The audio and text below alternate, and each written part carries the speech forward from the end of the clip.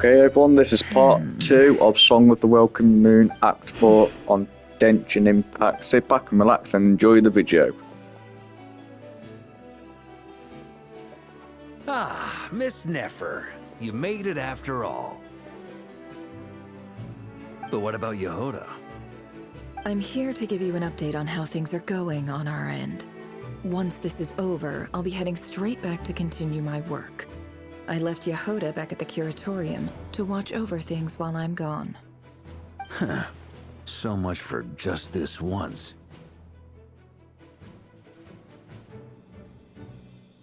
Shh! Not so loud! We're on a roll here! What if she remembers and suddenly decides to back out? Did you say something, Mr. Varka? Huh? I didn't say anything. Right, Flint's? Must have been a frog. They get so noisy around here at nighttime. It's like they're putting on a concert in the background. Anyway, before we begin, there's a few introductions to make. Let me start by saying that it's an honor to be speaking before so many distinguished colleagues and collaborators. First up, we have Miss Lauma. As Moon Chanter, she's the leader of the Frost Moon Scions, a local religious community in Nodcry. Then there's Miss Nefer, boss of the Curatorium of Secrets, an intel gatherer extraordinaire. Nefer is leading the investigation into Rerer's background, assisted by Yehoda and Lauma. From the little I've heard, they're making some great progress. Over here, we have Mr. Flint's, a ratnik and guardian of the abandoned lighthouse. In our last operation, he courageously distracted the wild hunt to buy time for the rest of us. For those of you who've never met, this is Mr. Albedo, a renowned alchemist and captain of the Knights of Favonius investigation team. By his side is a new face for us all, myself included, Mr. Durin, who has come to lend his aid. Next up, we have the Moon Maiden and former Fatui Harbinger, Miss Columbina. Then we have the Traveler, who's earned more titles than I could possibly hope to list out, so I'll spare you the rundown. And Paimon, the ultimate travel companion and quite possibly the best guide So in all far, of I've Tibet. loved Wow! every story and act in Great Song of the turnout. Welkin Miss Nefer, Moon. it looks And like I you might really have another job coming your loved way. all So, the combats, congratulations on the booming business, I guess. fighting You think in I this haven't story. got enough on my Been really hands good. as it is? Horrorverse has looking for me done now? a cracking job That would at be this me, Miss Nefer. story. I have a commission Song of the for Welkin you. Moon, and the characters And are you amazing. Lorma, Who I am doesn't Slint, matter right now. Never, the lot, What you name does it, they're matter all really good is that I'd characters like you to to play gather as. more intelligence about the Recher of Solnari. Well, it's not as if we never take on anonymous commissions. But in your case, I'll have to decline. I'm gonna take a wild guess and say your job's probably more hassle than it's worth. Something about you seems like bad news. It's my eyes, isn't it? Conrian, I assume. And what's with the mask? Are you trying to hide your identity? In any case, the fact that you're even still alive raises an awful lot of questions for me. My name is Dainsleif. And yes, I am from Conria. As I'm sure you're aware, the Recher of Solnari's real name is Rerir. He was once an acquaintance of mine. Really? Then you must have been quite an influential figure yourself. You flatter me, but none of that matters anymore. My point was simply to clarify why I have asked Miss Nefer to investigate Rerir's background.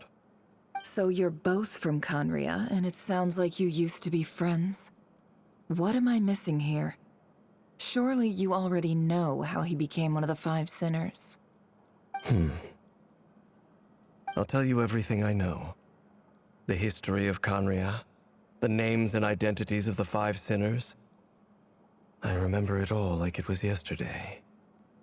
I have never spoken openly of this before, but the truth was exactly as people say. The Five Sinners were each driven by their own desires, and it was by playing upon these that the Abyss tempted them to their fall, tearing Conria apart in the process. The visionary, Vedifenir, who wished to foretell the future. The wise Haroptatir, who sought limitless knowledge. Gold, Rhindaughter, who desired to create life. The foul Surtologi, who pursued supreme strength. And last, but not least, Raker of Solnari, Rerir, Ravager of the Moon. Of the five, Rerir is the only one who remains a mystery to me. He never harbored grand ambitions, so what changed in the space of a single night? How did he come to fall like the others? In other words, you're saying that his change came as a shock to you, and you have no idea what actually happened? That's right. You mentioned how the Abyss tempted them, which led to their fall. But what did that look like in practice? And what other context can you give me about the events of that time? The more detail you can give me, the better. Strangely, now that it comes to it, I hardly know where to begin. The fateful night took place during the era of the Eclipse Dynasty. One day, my elder brother, the visionary, Vedifenir, was summoned to the palace by the Vinster King, only for the king to gouge out his eyes and cast him into the dungeons. When I came to hear of this, my fury knew no bounds. I gathered together every ally I thought I had, and together, we set a night to storm the palace and free Ved. Centuries on, the memories of that night still haunt me, like a never-ending nightmare. We broke through the palace gates, just like we had planned. I'd like to play as him at some Striking point, towards our Ainsley. separate targets. But then, I was betrayed. Even Vedifenir, the very person I had come to rescue, abandoned me and partook of the Abyss's power. So, it's personal after all. Then tell me, Mr. Dainsleif, what price are you willing to pay? You, of all people, must know that nothing comes for free. I cannot say what price would be worthy of such a commission. But know this. Rerir was not always a madman. Believe it or not, there was a time when he was just an ordinary man, working for the Conrian Intelligence Service. Uncovering the truth of Rerir's past is the only way to unravel this mystery. But before you decide if you will accept my commission, I will tell you more about him. Enough, I hope, to help you plan your next move. Sounds pretty good to me. Feels like we just flagged down a random pass. Can I borrow your halo? It could be useful in the lighthouse. Hey, enough with the wisecracks! Besides, isn't that lamp of yours bright enough already? Relax. It was meant to be a compliment. If that was a little over the top for your liking, I'll make sure to tone it down next time. I'll give your proposal some serious thought, Mr. Dainsleif. Let's speak in private once the meeting is over. Before that, there's a few things I'd like to share.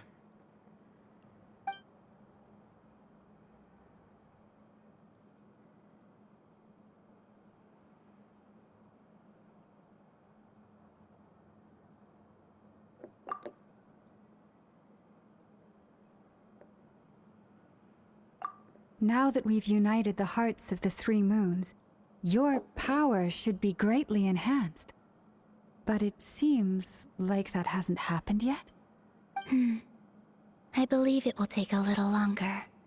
You've done so much for me, so I want to be completely honest with you all. Even though I'm doing a lot better now, the truth is, my recovery will likely be an ongoing process.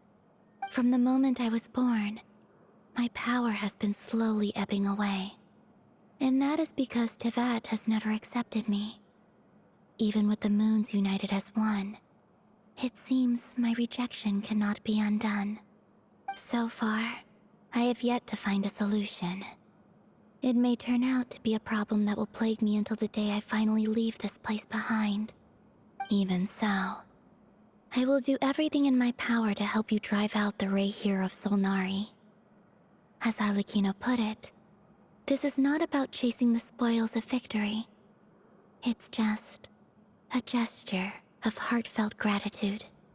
Kutar.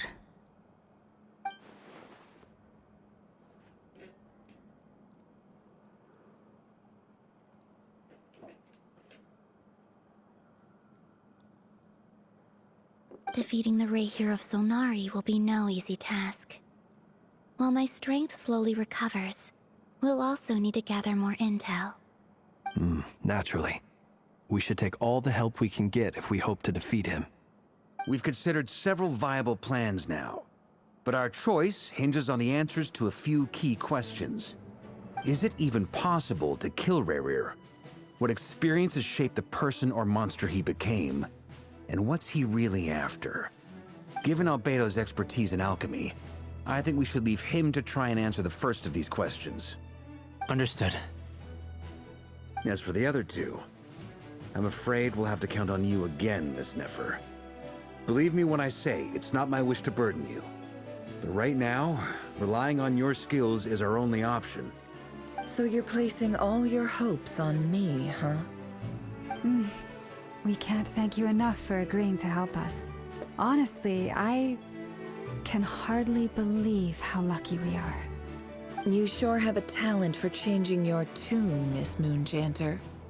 Timid like Yehoda one moment, then flinches insincere flattery the next. Ladies, please. I must object to your portrayal of me. That's all. Feel free to keep bickering. Just pretend I'm not here. I almost don't want to leave this room. I'm curious to see how this plays out. I have faith in you, Miss Nefer. Something tells me you'll stand by us until the very end. Oh? And what makes you so sure of that? What if I suddenly decide that my compensation is insufficient? This isn't about the money. I can sense that you've got a deep-seated distaste for Rahier. And knowing you, that alone is motive enough. Look at them getting along so well. Like two peas in a pod. And I'm the one they accuse of insincere flattery. There is no justice. Miss Lauma, you have to understand something. Unlike you, I don't actually enjoy having everyone's hopes on my shoulders. Is that right? Well, maybe the fact that I'm willing to put my hopes in other people says more about me than you. But the fact is, I also trust you. And that's because I know that you're someone we can count on. Anyway, we've got our plan, so let's get moving. Mr. Dainsleif, let's talk. And Traveler, once we're finished, if you've nothing else planned, I'd like you to come with me. This whole experience is teaching me a lot. For instance, I now know that when other issues come up in the future, I'll have far more luck getting Lauma to convince Miss Nefer than trying to do it myself. Hate to say it, friend, but that's one of the funniest things I've heard in a while. Why? You think I've got it wrong? Quite the opposite. But what makes it so hilarious is how long it's taken you to realize.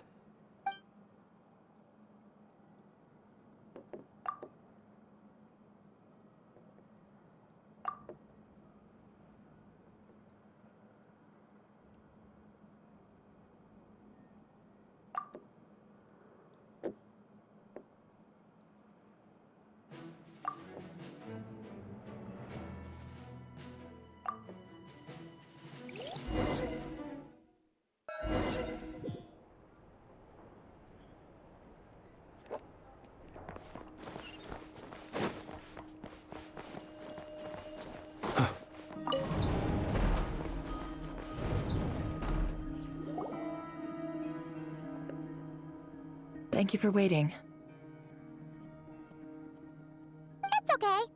We actually used the time to help Dainsleif get a room at the hotel. That's very considerate of you.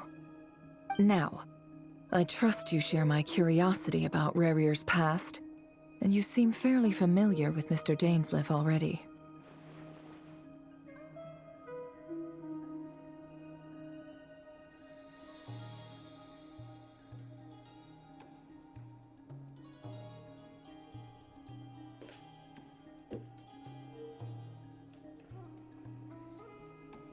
We spoke at some length after the meeting.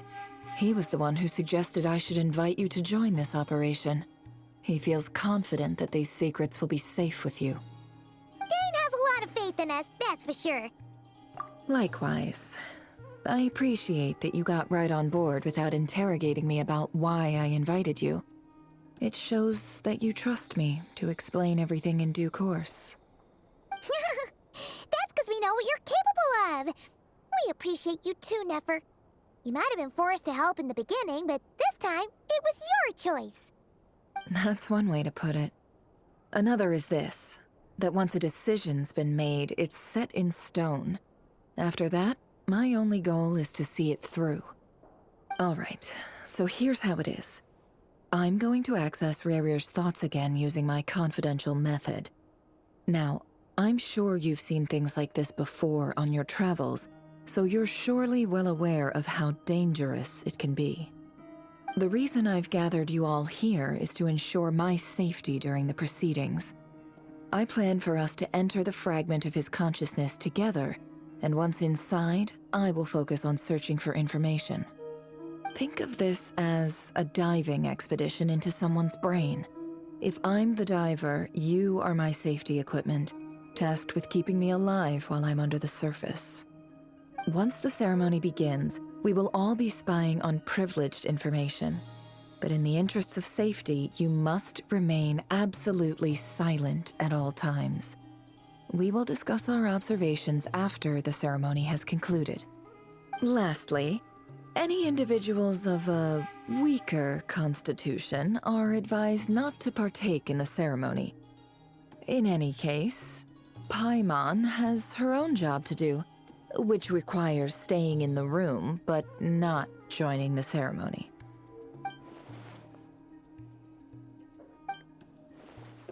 Well, good luck, everyone. Sounds like all Paimon can do is cross her fingers and root for you guys. There's a little more to it than that. I was being serious when I said you have a job to do. While the rest of us are inside Rarir's mind, it's imperative that we have a team member on the outside. In the event that something goes wrong, you will be our first responder. I don't anticipate any issues, but the extra level of safety will be greatly appreciated. I second that. This is a dangerous operation here, and you're our whole rescue team. That's pretty much the most important job in the crew. So, Paimon's like the lifeguard? Yeah, that makes sense. All right, got it. Good. Please, take a seat. We'll get started momentarily.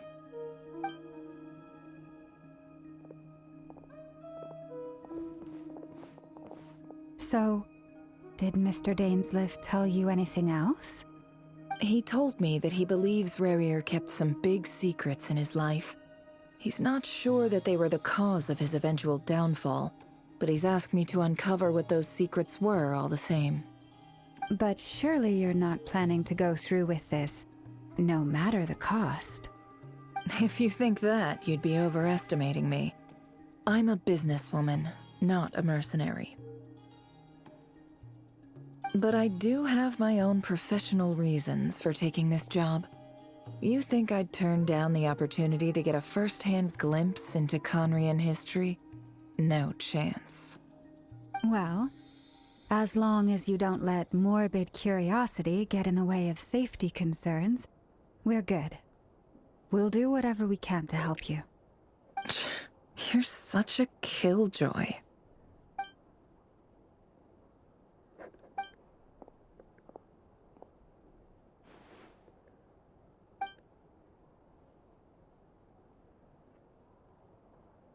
All right, I'm good to go.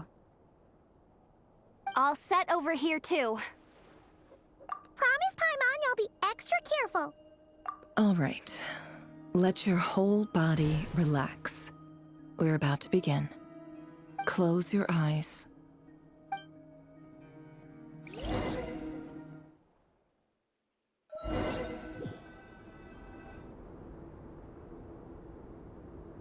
Phew. Could this be his office? Pretty standard setup. Bookshelves, paperwork, files. According to Dainsliff, Rarier used to be an intelligence operative. Chances are there's plenty of top secret intel stashed away in this room. Is this where you keep your secrets, Rarier? Can't say I'm not looking forward to this.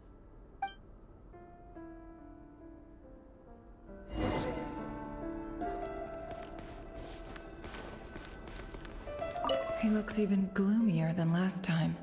I wonder what's changed.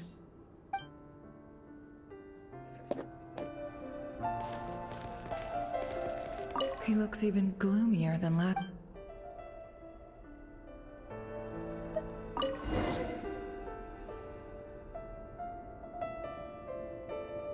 Today's files are in. Time to wade through them, just like usual. Male, 51. Occupation, neutralized. This one should be archived under purged targets.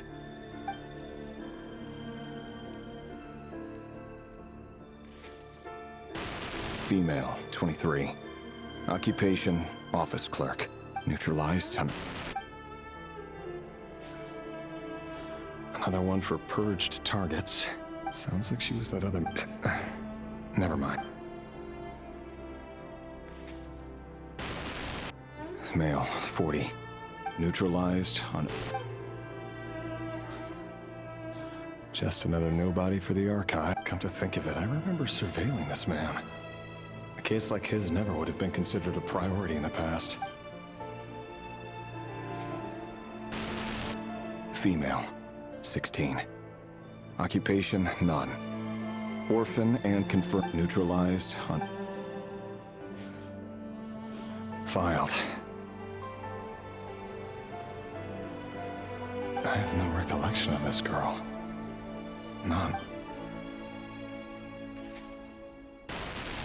Female, 13. Occupation, none. Neutralized and... Filed.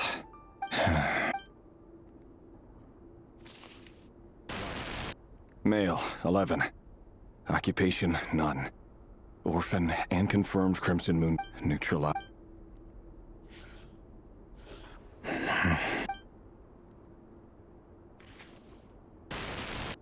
Male, 6.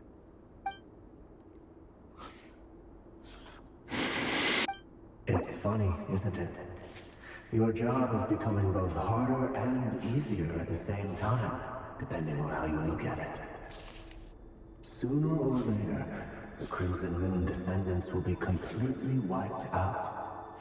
But as their numbers dwindle, they become harder and harder to track down. That's not how it is. Fortunately, however, most of the able-bodied adults have already been taken care of. The remaining weaklings will be increasingly easy to deal with. No! No. My job is to ensure the survival of the Eclipse Dynasty. And the only way to do that is by eliminating any and all potential threats. It's a perfectly legitimate... Every single one of my colleagues can attest to my fairness. And if my friends were aware of the facts, I know they'd back me up too. Assuming, of course, that they were aware of all the facts. Just keep marking.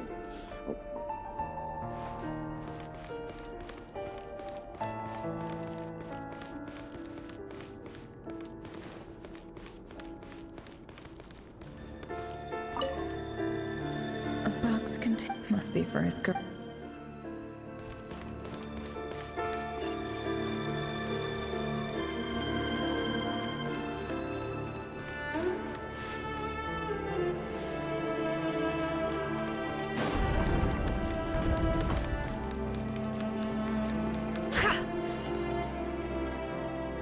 Mr. Vedifalnir, it's been quite some time since we last met. Rarier, I trust you're here because you have something important to discuss. Forgive me. I wasn't tuning out, it's just, I noticed you didn't even phrase that as a question. As if you knew I was coming. Tell me, does someone in your position ever feel the need to ask questions at all? It is indeed within my power to foresee certain things. Things like your arrival. I was just thinking. It won't be long before I'll be inviting both you and Dane to my wedding. That isn't a lie, but nor is it a fact as such. It's a wish, isn't it? No fooling a prophet, is there? Ever since that day we met for drinks, I knew it was only a matter of time before you came looking for me. Does it feel good? Knowing how the future will unfold. I'm afraid the notions of good and bad fail to capture the complexity of what such a power entails. Once you've seen what will come to pass, it can be all too easy to succumb to fear and melancholy. Unless, of course, you learn to abandon these feelings.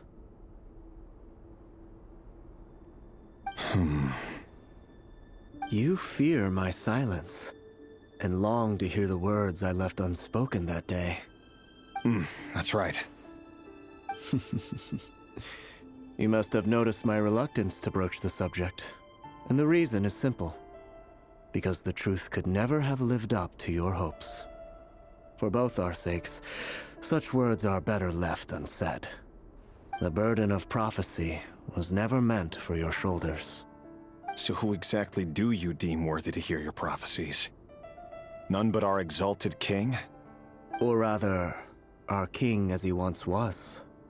You're closer to his majesty than I am. You must know better than anyone how much he's changed. You say that as though it is to my benefit. Yet precisely because of that, I dare not speak rashly. A king can turn out to be the most virtuous of rulers, or a tyrant more terrible than the most vicious of dragons. You are so wise and far-sighted, yet still you would have me live in fear of the unknown?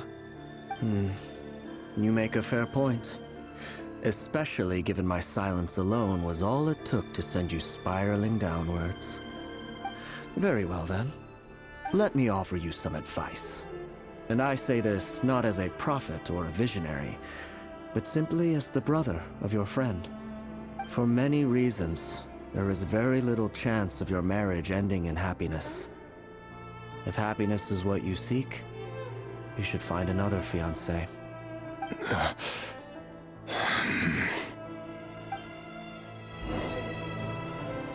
Hold on. There's that same black fog again.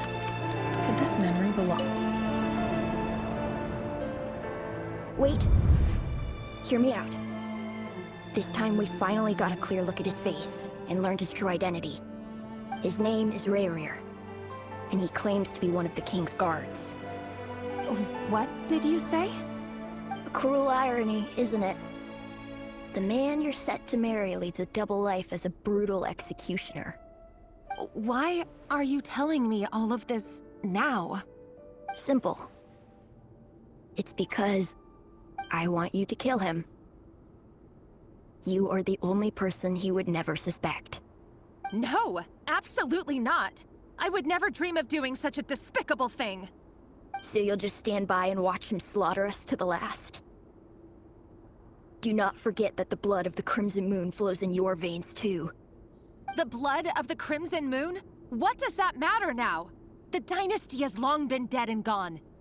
You think that alone is reason enough for me to throw away everything I have? Why wouldn't it be?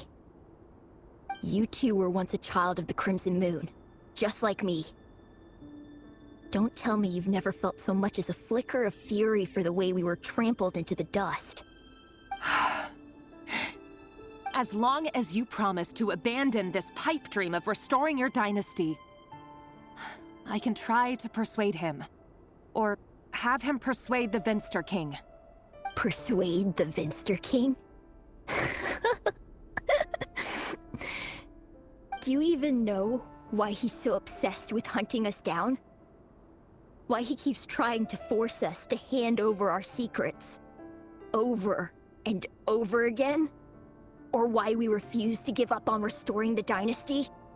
The Vinster King. A blind fool. His eyes clouded by powers from beyond this world. A petty little man with a miser's heart. And he dares to sit upon the throne? Mark my words. Sooner or later, Conria will fall. And it will be his doing. If you can't bring yourself to do it, so be it. Just you watch. It won't be long before calamity descends upon us all. The Rehir of Solnari. That really is quite a secret you've been keeping from me, Revere. But who am I to talk? Am I really any better? I've kept my own past a secret this whole time, too. Love should be built on honesty. But ours was born from lies. And yet, is it really so wrong to hide things that would only make life harder? If we don't cover up the parts that no one else should see, how can we go on pretending to be normal? Vedifulnir must have known all this. And that's why he made his prophecy. In the end, nothing stays hidden forever.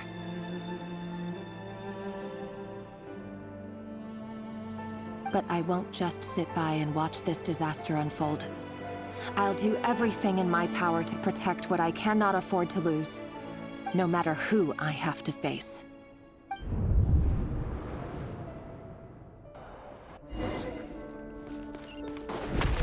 Huh? Was that Revere who just walked past the window? Doesn't it give you the chills that he still takes the same road to work every day, as if nothing ever happened? Those people at the deli. Enough already. They're clearly pretty taken by their own disguises, so just smile and play along. Pull the rug from under beasts like that, and you'll risk having your throat torn out. Deli. But surely you can see he's not the man he pretends to be. So many have died already, and they say that the king's madness grows with each passing day. We're not going to survive this, are we?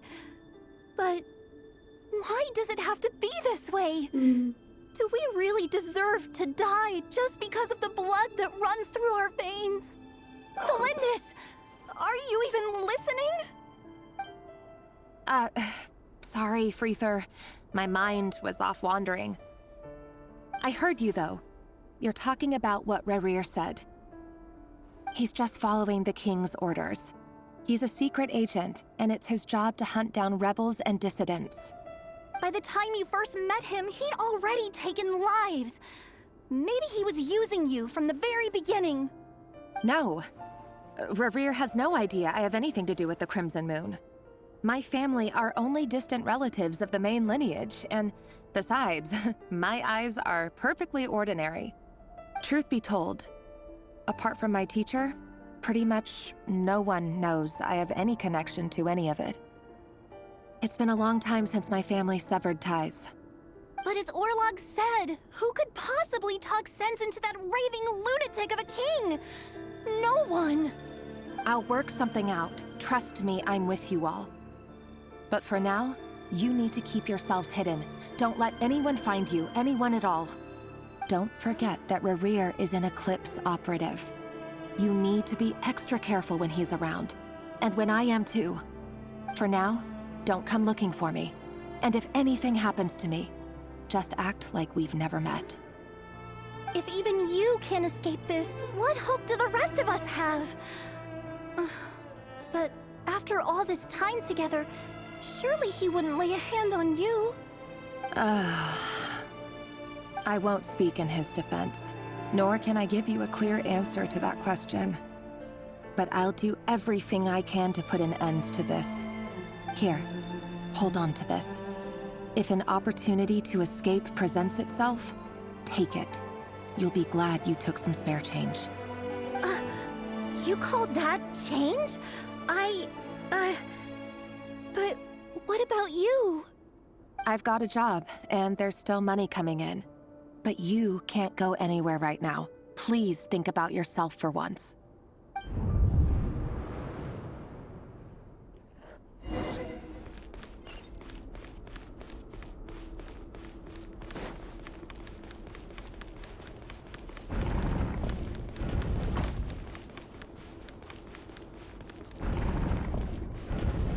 Another day, another round of assassination training.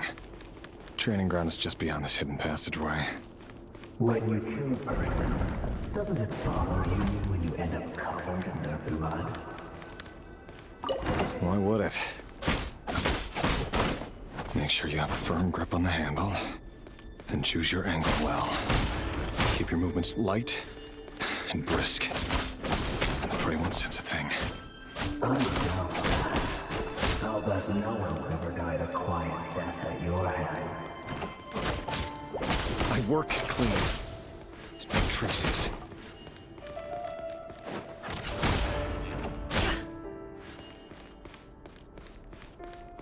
That doesn't make it open and above board, though. The king just happens to need you right now.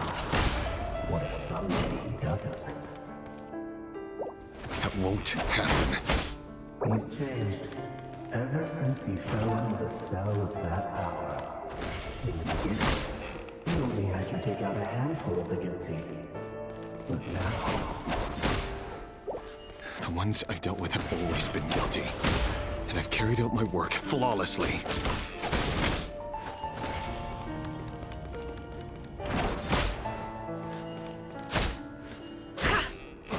Can't hide the truth. No more lies.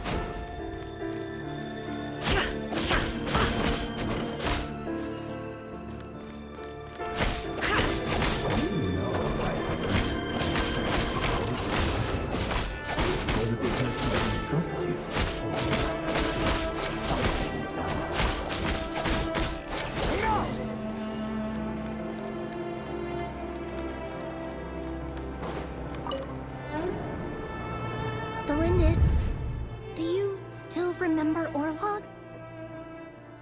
Orlog. The boy who was pretending to sell flowers. You spoke for quite a while, didn't you? Yes, we did. What about him? He was arrested 2 days ago. Chances are he's already dead.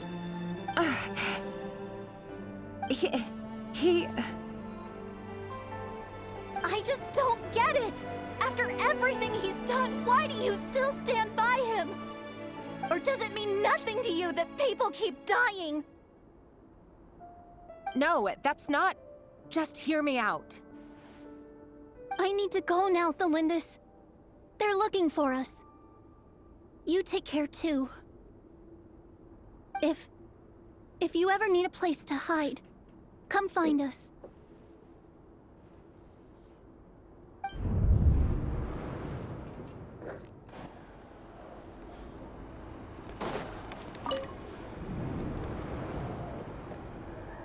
Author, Thelindis. Over the course of this week, the research object was subjected to interference for a total of 47 hours for experimental purposes. The results are as follows. All subjects of observation that were sent inside have now... The situation within is proving more problematic than anticipated. No progress whatsoever. What now? Won't you give me even a glimmer of hope? Things are getting worse by the day. I have to find a way or we'll all be in danger.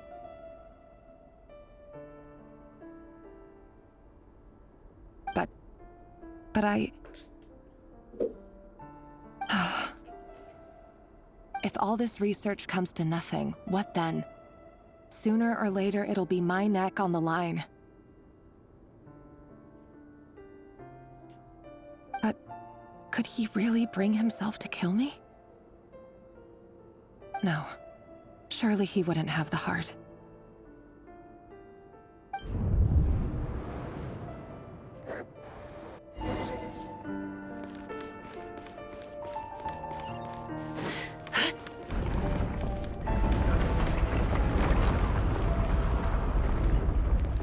Why won't you just let us go? We don't even know each other. All we want is to live ordinary, peaceful lives. You want... This is very interesting, knowing about his... to live.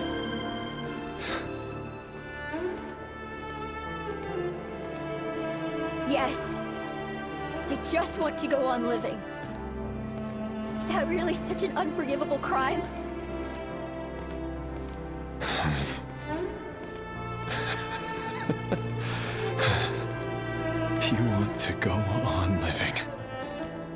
I want to keep living too.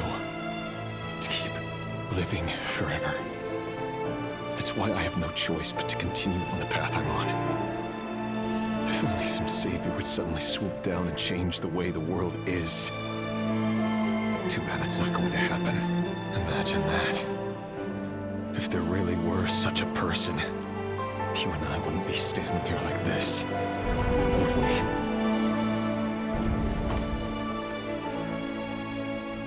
Today's files are in. Time to wade through them just like usual. No, I don't get tired of it. It's my job. And not only am I lucky to have it, I'm good at it too.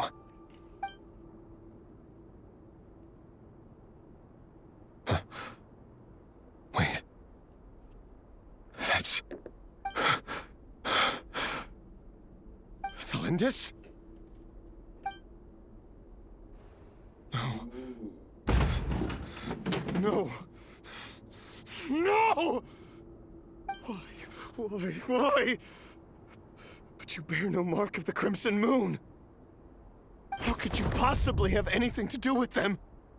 It cannot be! A diluted bloodline. Carefully concealed. I see it now. You've been living in the shadows just like me. What a fool I've been. Numbing myself with talk of justice. Even imagining my friends would back me up. But in the end, Irminsul. Finster King! How far are you going to take this?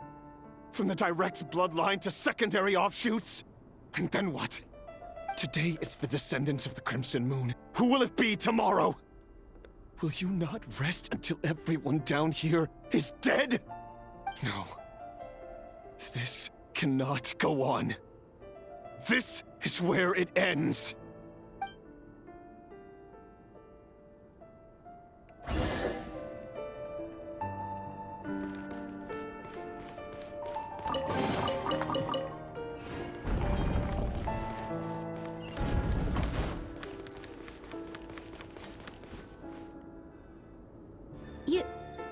You're really letting me go?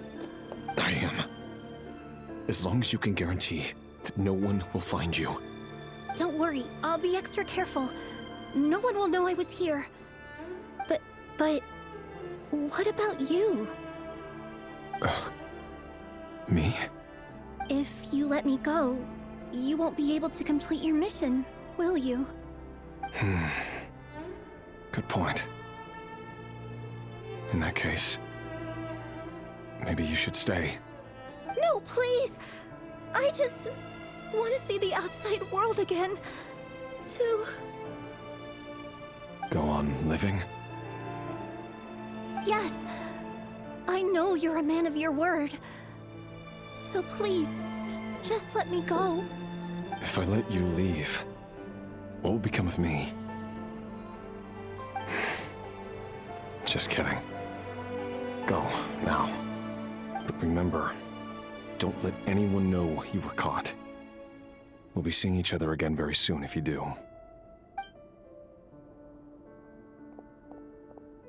Even shadows in the dark must live by a code. But you can't save everyone. You've been whispering in my ear for days now, Vedifilnir. What are you trying to do? Break me down? I only say this because you long for an answer to your problems. Let her go, Rerir, or you risk losing everything. I will not abandon Thelindis.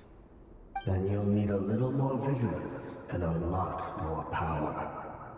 The world is changing, Rerir. Keep your eyes peeled for your moment of opportunity. That voice used to be so unclear. But now he won't tell me how to actually resolve any of it. Tell me then! What will this moment of opportunity look like? And... no answer. So, the Eclipse dynasty was purging, well, massacring the descendants of the Crimson Moon. And it seems like it was all connected to the Finster King's research.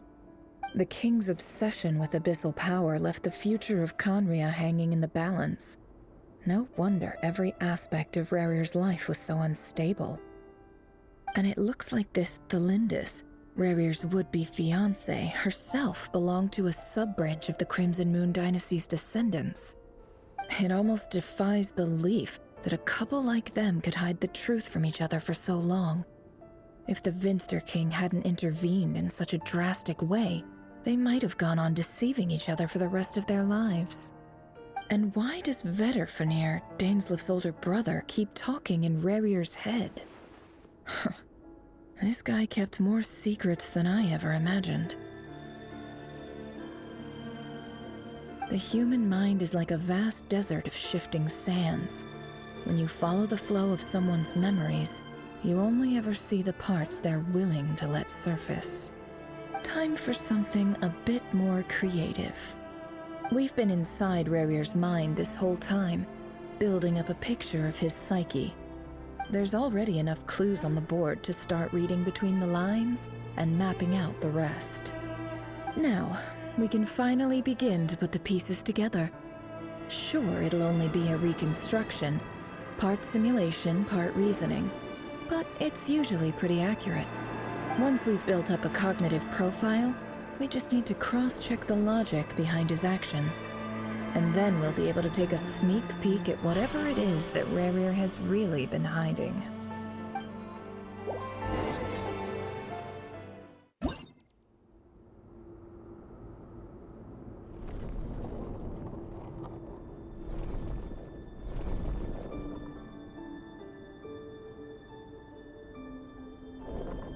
Rarir, are you there?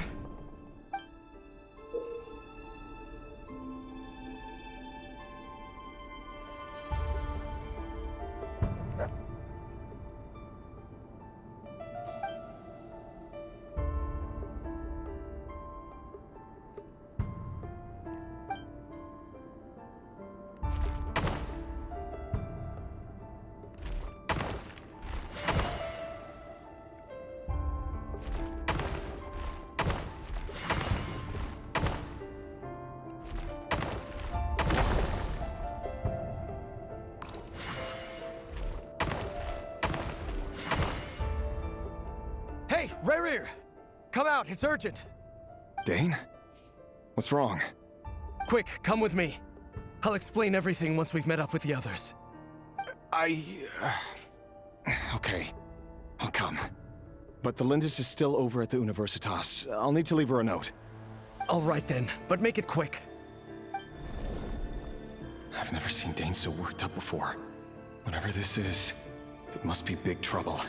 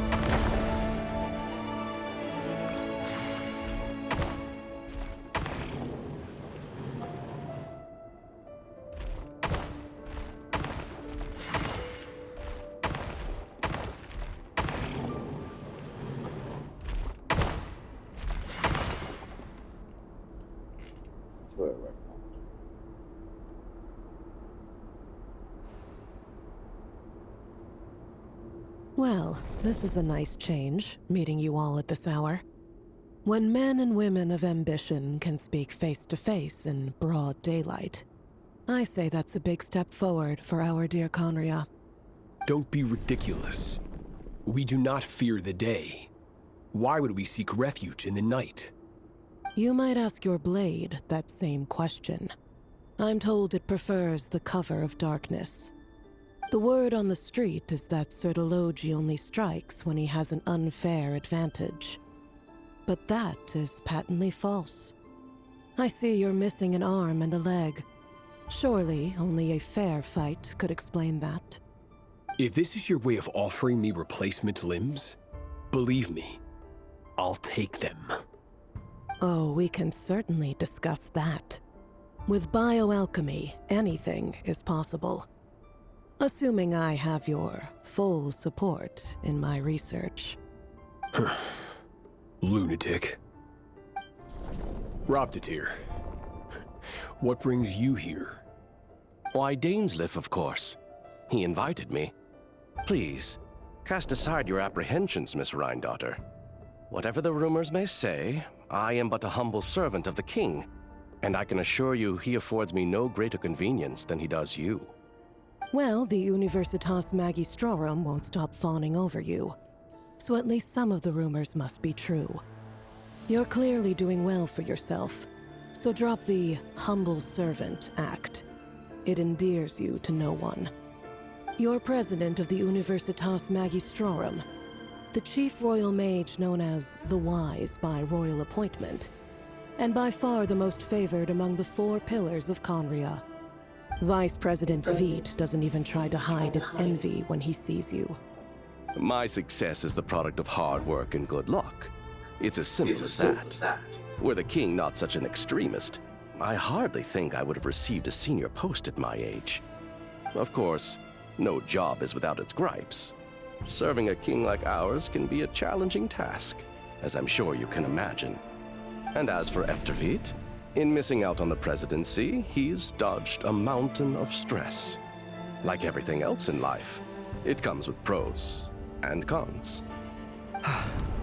You're all here. I apologize for the short notice, but it was an emergency.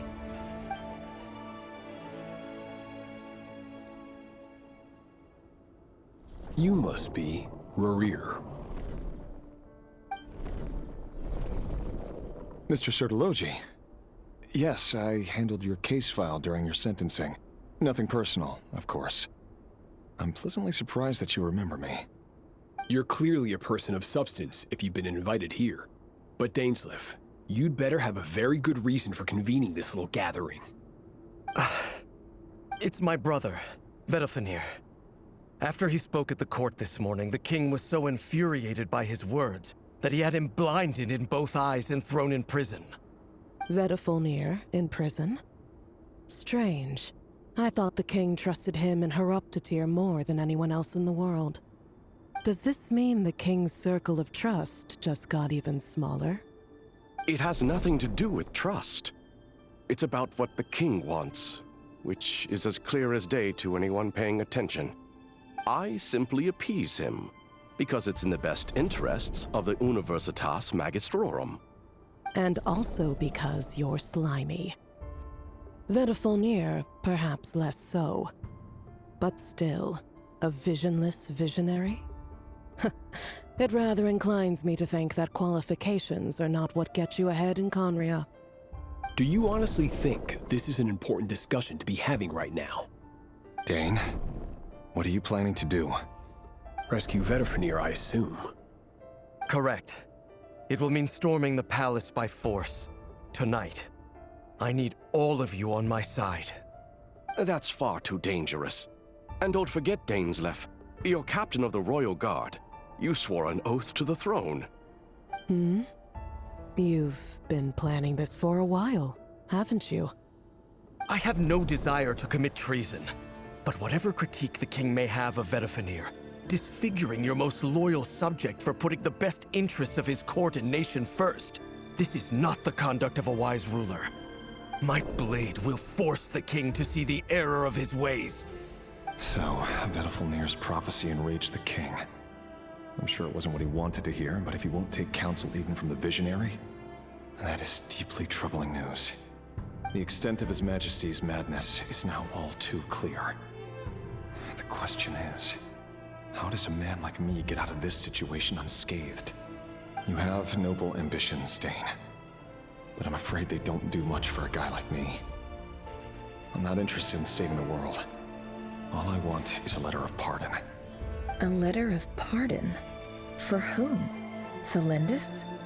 the chances of the Vinster King issuing a pardon for anyone connected to the Crimson Moon seem vanishingly slim.